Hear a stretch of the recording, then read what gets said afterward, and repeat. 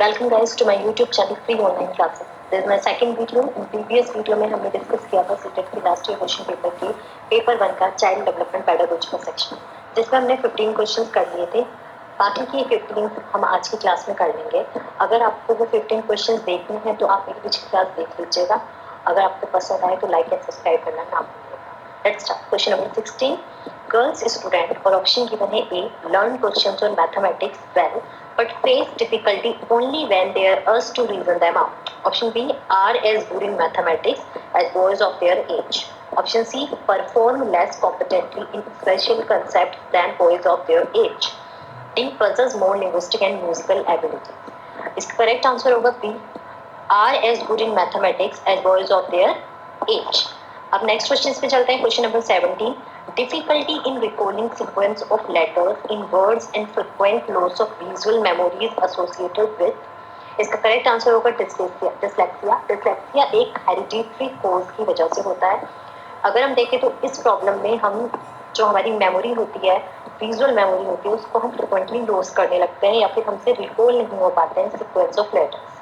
बाकी के ऑप्शंस भी इंपॉर्टेंट है, जैसे कि अगर मुझे मैथमेटिक्स में लर्निंग में दिक्कत आती है तो डिस्कैल्कुलिया होगा, अगर मुझे लिखने में प्रॉब्लम है तो मेरा डिस्ग्राफिया होगा, और अगर मेरी मोटर स्किल्स में कोऑर्डिनेशन कर पाना या फिर कोऑर्डिनेशन विद मोटर स्किल्स ना हो पाए तो फिर डिस्ग्राफिया है।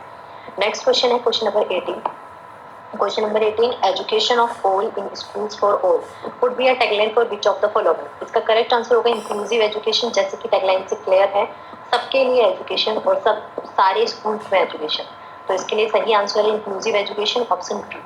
नेक्स्ट क्वेश्चन है हमारा question number 19, fluency, elaboration, origination and flexibility are the factor associated with. इसका करेक्ट आंसर है गिफ्टेडनेस, क्योंकि अगर आप बात करें गिफ्टेड चिल्ड्रंस की, तो गिफ्टेड चिल्ड्रंस वो होते हैं जिनके पास एक वास्ट वोकेबलरी होती है और फ्लुएंसी उनकी अच्छी होती है, ओरिजिनेशन अच्छा होता है, फ्लेक्सिबिलिटी थॉट्स में होती है उनके। तो इसका करेक्ट आंसर होगा ऑप्शन ए, गिफ्टेडनेस। बाकी के ऑप्शन रॉन्ग है, talented, divergent thinking, acceleration. Next question है question number 20, gifted students may be asked to spend more time on questions dealing with। इसका करेक्ट आंसर होगा क्रिएटिंग, क्योंकि gifted students से हम ये एक्सपेक्ट करते हैं कि वो क्वेश्चंस क्रिएट करें रेदर देन कि हमारे सेट की क्वेश्चंस का वो हमें आंसर दें। नेक्स्ट क्वेश्चन है question number 21, learning disabilities in mathematics can be assessed most appropriately by which of the following test. इनमें से कौन सा टेस्ट सबसे ज्यादा अप्रोप्रिएट होगा लर्निंग डिसेबिलिटीज को असेस्ड करने में इन मैथमेटिक्स? सो इसका करेक्ट आंसर होगा aptitude test, option A. Question number 21 का सही आंसर होगा ऑप्शन ए। नेक्स्ट है हमारा question number 22, concept maps are most likely to increase understanding of new concepts why. इसका करेक्ट आंसर होगा increasing ability to organise information logically, option D.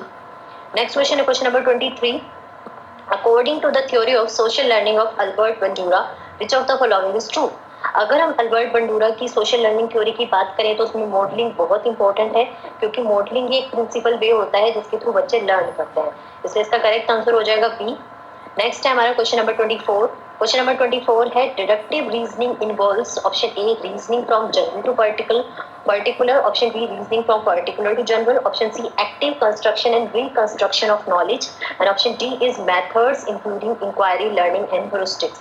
अगर हम इसका करेक्ट आंसर देखेंगे तो इसका सही आंसर होगा ऑप्शन ए, रीजनिंग जो होती है वो जनरल टू पर्टिकुलर जाते हैं in deductive reasoning. Next question number 25, when children learn a concept and use it practice helps in reducing the errors committed by this idea was given by। ये idea किसने दिया है कि जब बच्चे किसी कॉन्सेप्ट को लर्न करते हैं, यूज करते हैं, तो उनकी एरर्स कम होने लगती है बिकॉज ऑफ प्रैक्टिस। तो इसका correct answer option A, E.L. Thorndike ने आइडिया दिया था कि हम बच्चों से, अगर कोई बच्चा लर्न कर रहा है और एरर कर रहा है तो वो एरर, उसकी जो उस एरर को खत्म करने में मदद करेगी प्रैक्टिस।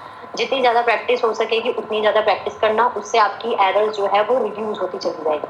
नेक्स्ट है question number 26, which of the following skill is associated with emotional intelligence. इनमें से कौन सी स्किल इमोशनल इंटेलिजेंस से एसोसिएटेड है? Option A is not correct answer, correct answer is D, empathizing. Because अगर हम बात करेंगे कि कौन सी इमोशनल इंटेलिजेंस से स्किल्स एसोसिएटेड है तो ऑप्शन डी करेक्ट आंसर होगा। नेक्स्ट है क्वेश्चन नंबर 27, इनर फोर्स जो स्टिमुलेट करे एंड कंपेल करे एक बिहेवियरल रिस्पॉन्स और एक स्पेसिफिक डायरेक्शन प्रोवाइड करे उस रिस्पॉन्स के बिहाफ में या उस रिस्पॉन्स के प्रति, तो उसका करेक्ट आंसर होगा motive, option A is the correct answer. Next है हमारा question number 28, which term is often use interchangeably with the term motivation. Motivation के जो ऑफन जो ज्यादातर मोटिवेशन को इंटरचेंजेबली टर्म यूज किया जाता है वो है option C, need. Because motivation, हम मोटिवेटेड होते हैं अपनी नीड, अपने गोल्स को अचीव करने के लिए, तो नीड काफी समटाइम्स नहीं, बहुत बार नीड जो होता है वो इंटरचेंजेबली यूज हो जाता है मोटिवेशन को। नेक्स्ट क्वेश्चन है क्वेश्चन नंबर 29, इसमें हमें ब्लैंक फिल करना है। क्वेश्चन है motives deal with the need to reach satisfying feeling state and to obtain personal goal. इसका करेक्ट आंसर होगा affective, option B, affective motives deal with the need to reach satisfying feeling states and to obtain personal goals। Next question है हमारा 30, ये हमारा last question है इस video का।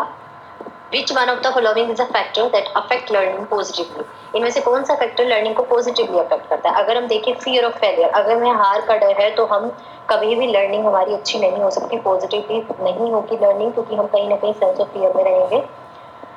Next है कंपटीशन विद पीयर्स, अगर आप अपने ही पीयर्स के साथ कंपटीशन लगाओगे तो आपकी लर्निंग कभी पॉजिटिव नहीं होगी।